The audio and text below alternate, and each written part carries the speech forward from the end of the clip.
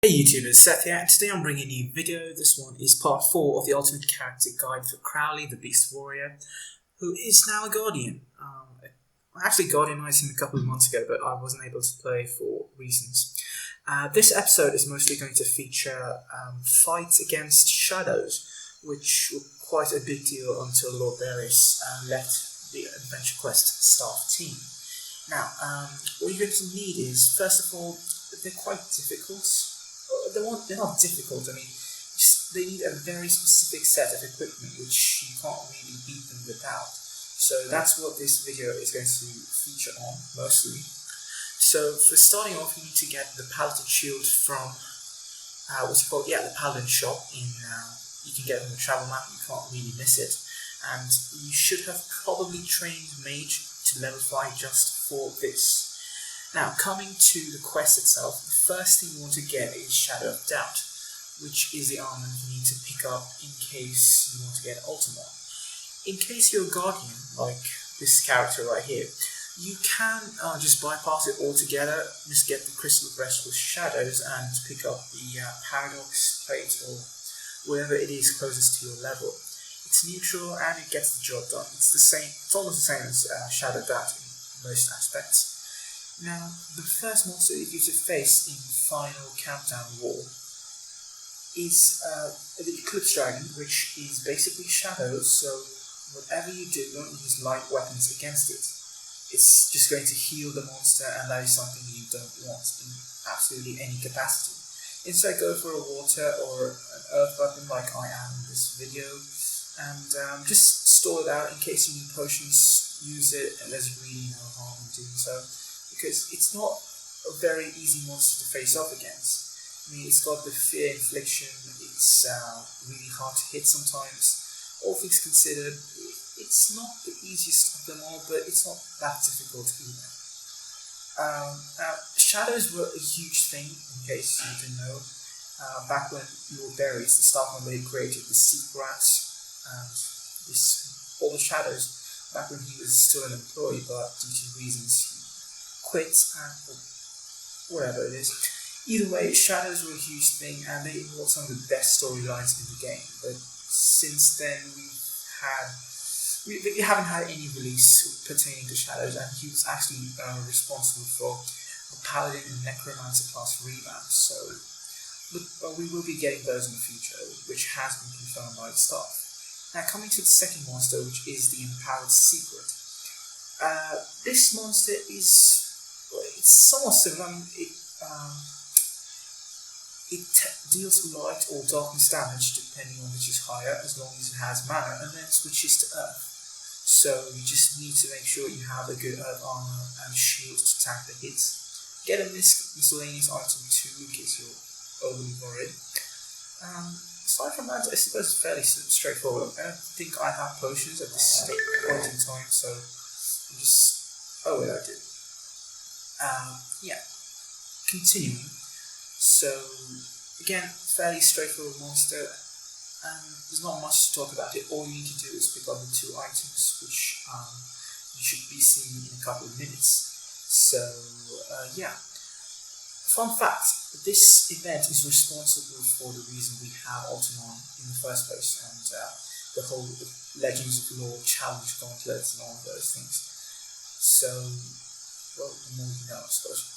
So the next part of this video is going to see us take on Ultimon and his essences. Now, one thing I've noticed is I've seen a lot of people have a difficulty facing these monsters, and I can understand because they cover opposite elements. So like this first one, it's water and energy. Now the water hit can inflict a poison, which is quite potent, and the energy one, it paralyzes you. So it's one of those 2 effects. Sometimes it doesn't happen at all, but at times it's quite horrible.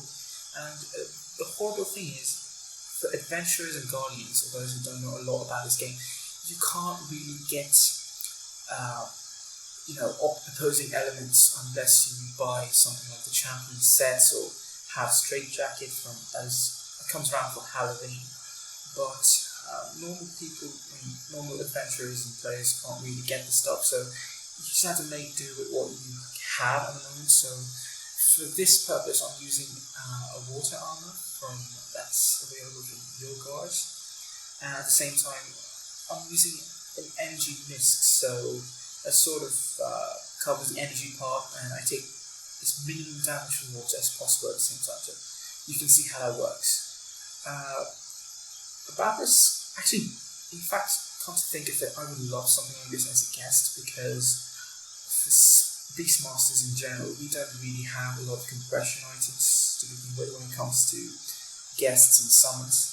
And something like this, especially something that looks like a gigantic floating head, this cool, I think it'd be perfect, but I don't really see it coming through because we can't use shadows in this game anymore as a plot point in stories and releases, I think.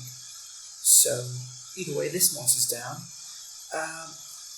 I'm trying to explain the way things are done in this, so you can get the best out of it, to make it as easy for you people to understand as possible. So the next is going to be fire and ice. Yes, I know, to Game of Thrones, but I think this came out a long time before Game of Thrones was actually relevant, on the world scene. So this one freezes the monster.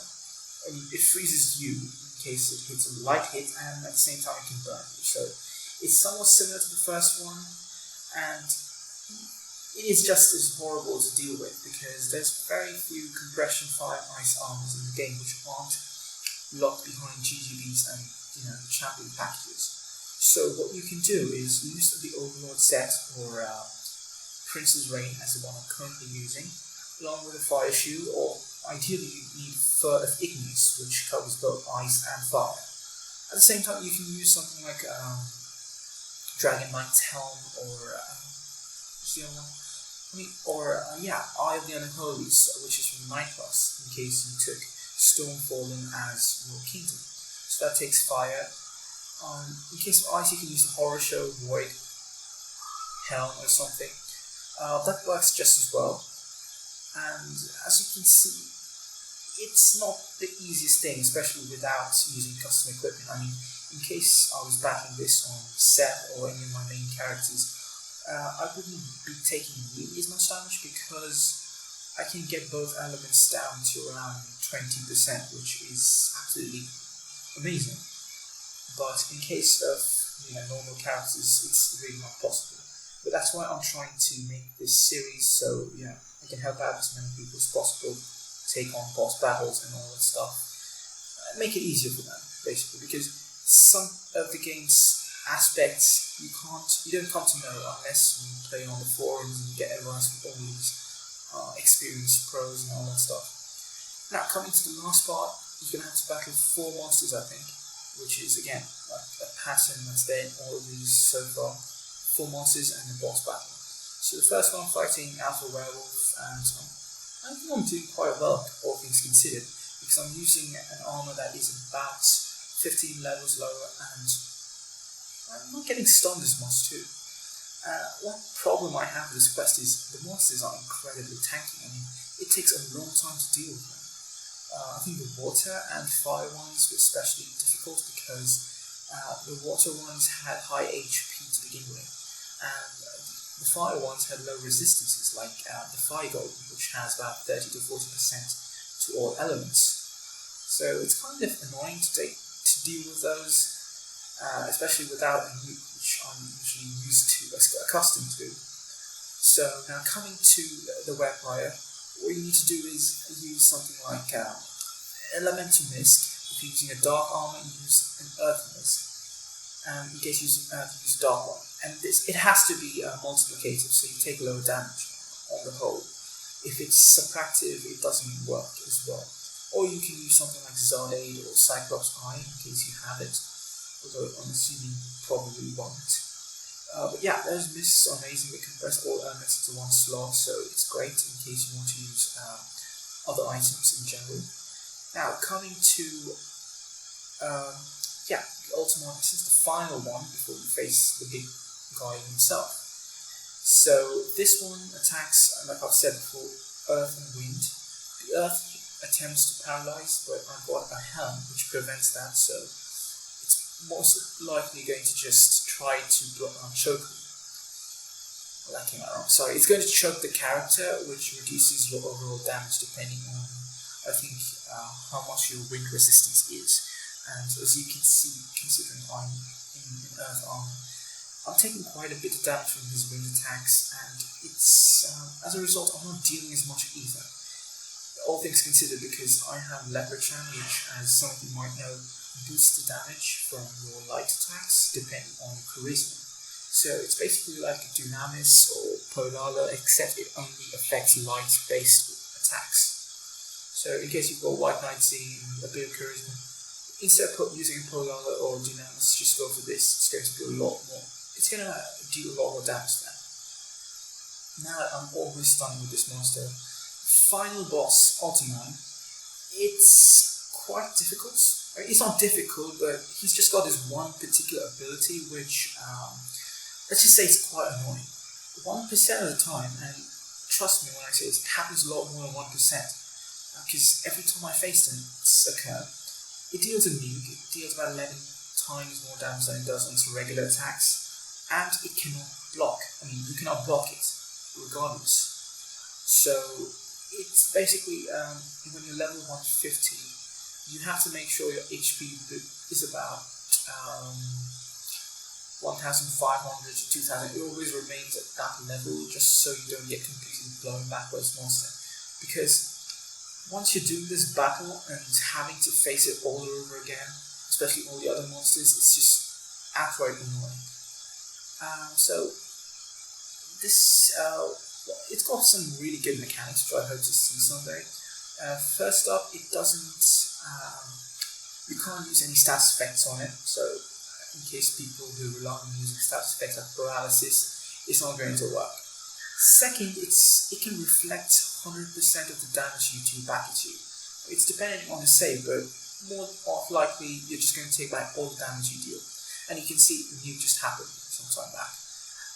So yeah, it's horrible. And one other thing is it chokes you because of the special skill that it has.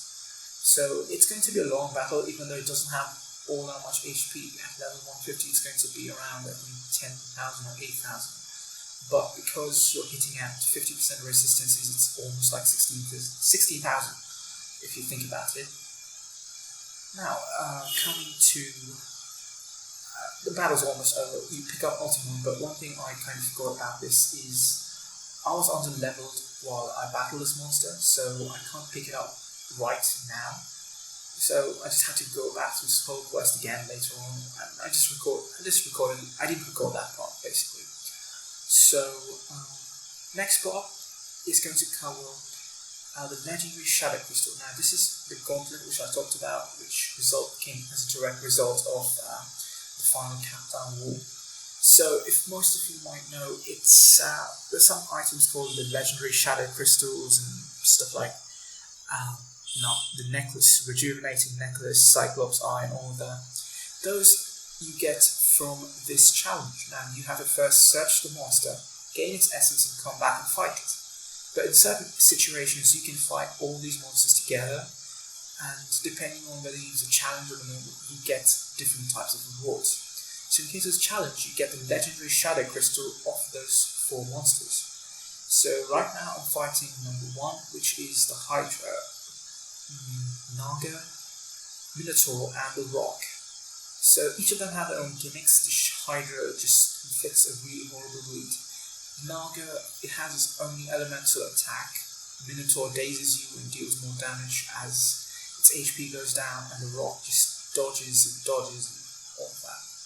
So one thing that you might want to keep in mind is keep your ally assists for this, because it's going to be helpful, especially the winged one when it comes to Minotaur and the Shadow, the Naga basically. It's got a weird name, isn't it?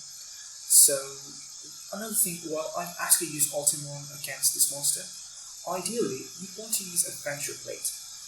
It's not a joke, it's because Adventure Plate has flat resistances all out, and if you use it along with the shield, you're going to take a lot less damage compared to Ultimon, so that might be beneficial to you in the long run. So yeah, just keep that in mind. Next up, another thing you want to keep in mind is potions. Despite the fact that this has only one heal, you're going to need it after the first one or the second one, so the other ones are fairly simple, and if you play your cards right, you don't need to do it at all. But because I'm just doing this for the purposes of recording, I'm not using Moonwalkers or Purple Rain or any of that stuff, because it goes a bit complicated if you combine it with Celtic Wheel and all of that. Now, facing the Shadow Minotaur, it doesn't hit as often because it's got lower accuracy, but when it does, it hits a lot harder than the other ones. That's basically the idea. And the HP goes down, when it comes to around 50%, it starts dealing more damage, and moreover, it dazes you, and it's especially potent because half the time you're going to attack. So, ideally, when it's got high HP, be sure to heal up and keep your HP high. And use potions. There's no harm in it, there's no shame. Just use potions. It's an annoying quest, and you should try to make out of it as much as you can. Just don't try to die. And it's dead. Now, the rock is the most annoying one for me because it dodges a fair bit. In case you're a mage, you can use Purple Rain, then Moonwalker's Grace, Purple Rain again to get back your MP or whatever. And basically that boosts your dexterity. The issue is it costs MP, so it's mostly out of Warrior's reach unless they use Celtic Wheel or something like that to access it. But yeah, another thing you can do is just use a really accurate ranged weapon, which is probably the best way to beat the Shadow Rock. And I suppose that's about it. It's fairly simple. It doesn't do all that much damage compared, except for the skill, which does a fair bit, I think. And yes, you can use healing pets and guests if you want. I mean, there's only one guest as far as I can tell, which is locked behind the rare shop of the GGB, which is Soul Flare. But aside from that, I think I might get that for this character, but I'm not too sure about it. So yeah, using that as a weapon, I'm using Cobramore, which is from the Barton Lore. And that's all for this episode, as you can see I'm buying the Legend of Shadow Crystal. Now for this week's poll, it's going to decide what's going to be the theme for next week's episode. Either way, thanks for watching, that's all for it, and I'll catch you all next time. Cheers.